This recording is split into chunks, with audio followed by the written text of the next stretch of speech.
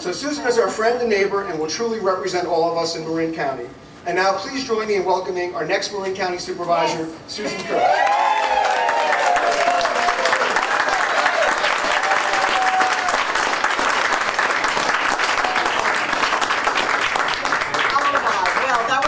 Disclosure than I expected. Well done, Mitch.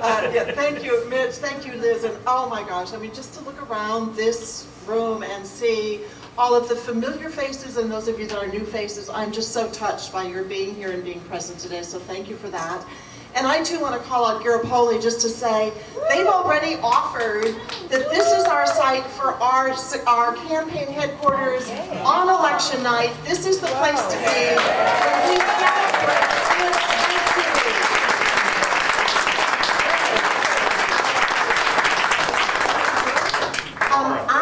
I'm running for this position building on what Liz and Mitch both talked about. I want to be the supervisor who's known as the citizen supervisor. Yay! Moving from what we've accomplished in Citizen Marin and the way in which we've worked to embrace local values and transparency and being solution-oriented is the kind of thing that we all deserve from our countywide government as well as our local government.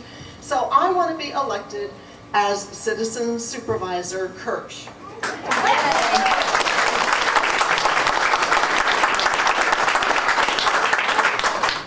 You know, many of you know that I got my start in politics, I mean, really because of this hillside, and would you just look at and hope that that hillside is always preserved, because if we get 20 units rising up on that hillside, the damage to our freedom of movement at this intersection for all of us is going to be horrendous. So,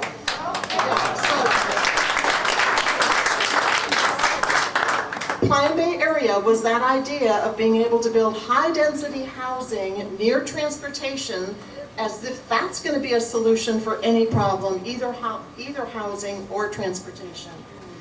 So, some of you might remember that in May of 2011 is when I wrote my first Marin Voice piece about this.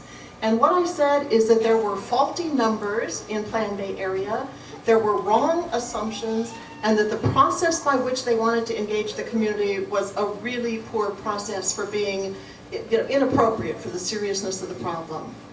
And I'm happy to say, well, not happy to say really, I want to bring forward that in the grand jury report that was just released last week on what happened in Win Cup, these same conclusions are drawn in the grand jury report. So, just to say, here we have the grand jury report, and what they say is that ABAG got the numbers wrong. Oh, they got the numbers wrong. They say that the outside consultants and professionals weren't fully disclosing to what the magnitude of the issues were. Oh, they said that the renderings by the owner didn't show the magnitude of what was being proposed. Oh, okay. And they showed some other things too. They showed that the process was inadequate for the magnitude of what they were trying to do.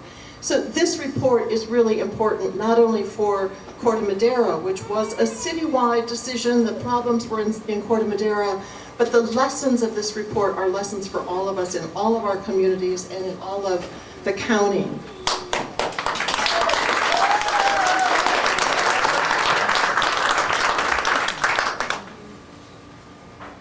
So as your citizen supervisor, besides my long-term issue in housing and transportation, the other issue that I think we all need to pay really close attention to is the kind of fiscal scrutiny that our budgets and the way money is being spent, and we need to pay attention to the accountability of the people handling money.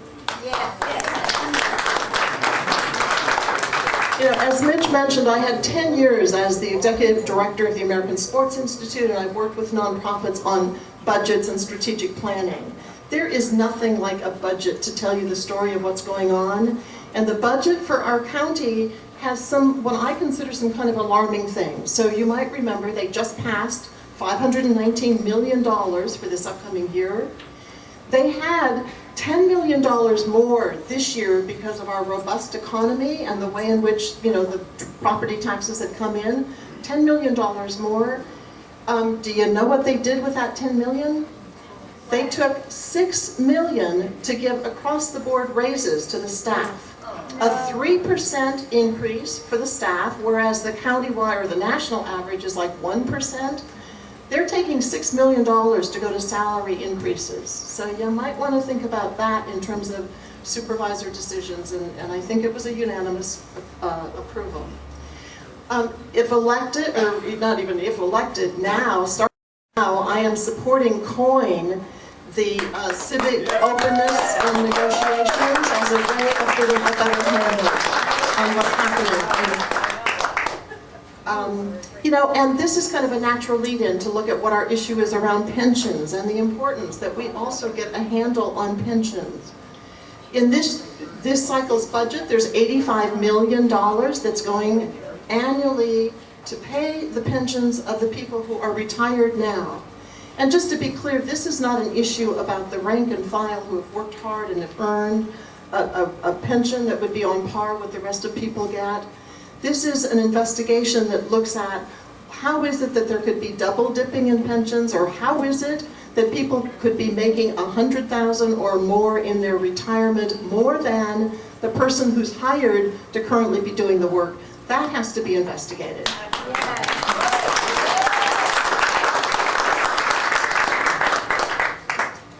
You know, I've been speaking with a lot of people about pensions, but just to say one other thing about that is that the conservative estimate is that our pension debt is at $644 million.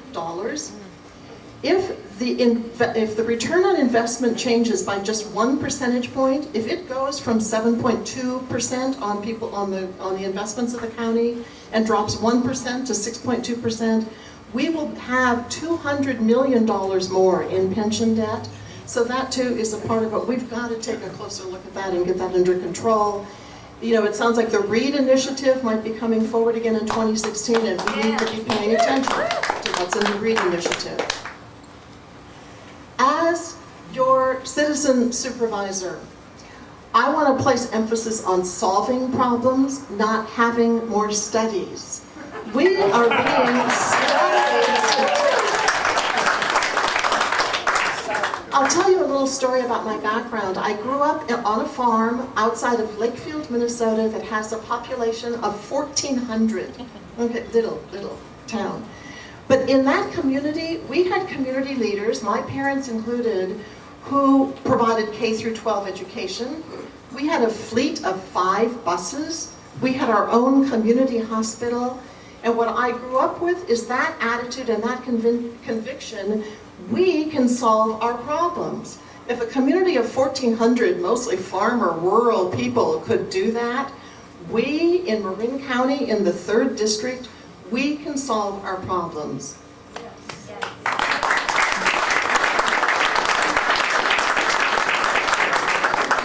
A part of what that calls for is moving from what I am now calling post-it note problem solving to criteria-based problem solving, working with more of what we know about setting goals and timelines and objectives and working with criteria.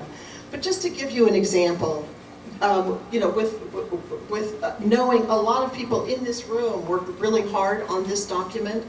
This is the Strawberry Community Vision, and you can see it's like 130 pages. It has so many beautiful pictures. You don't want to print it on your own home computer for the amount of ink cartridge it will take. What's interesting, this gives you all of the summary of what the post-it notes said, and it organizes them eventually into the themes of what was said. But I couldn't find anything in this document that gives the action plan and what's going to be done to implement any of these visions. We need to do better than that and move beyond post-it note problem solving.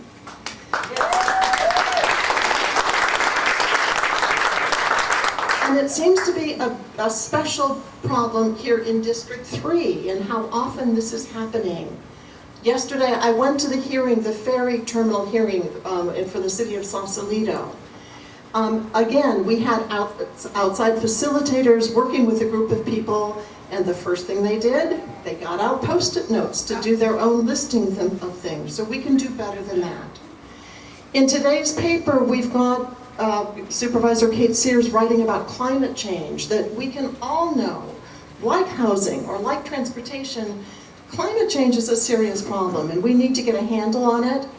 But the OWL viewing station that was initially talked about, which is now the virtual reality viewing station, what she says in the end of her article is that this can provide valuable information for FEMA, the Federal Emergency Management System. We need to get a handle on focusing on local control, local solutions for local issues. In all of this, that we need greater transparency, that we know who's making the decisions and when the meetings are, and we need to get the meetings at times that we, the citizens, can participate. If elected, we'll continue to use some of the model of Citizen Marin, of citizen leaders. I mean, if you look around this room, there are so many people in this room who are doing amazing volunteer contributions to the good and well-being of we as a community. We need to find a better way to celebrate and hold that up, somewhat in the way that the grand jury makes such valuable contributions to our education about what's going on in this county. We can do a better job of embracing those recommendations and studying those recommendations.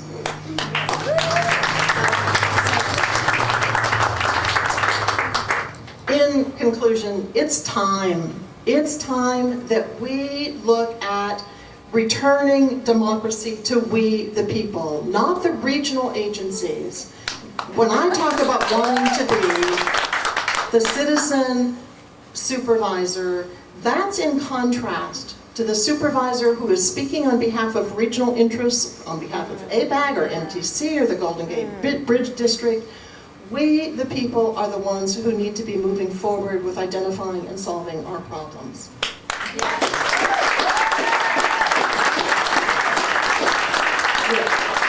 I have this vision that it's possible that we can solve problems here with the brilliance and the magnitude, the open-heartedness, the magnitude of spirit that we have. We can solve the problems here and export solutions and export what we discover here out into the rest of the county, the 9-county area, rather than the way in which we've been importing problems of regional and state agencies.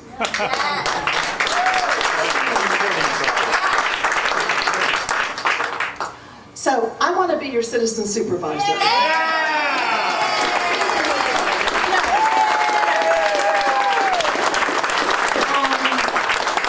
What that means today, I mean, so many of you, as I understand, have already done this. I want you to fill out those little cards. I want your endorsement. I want you to sign up to volunteer.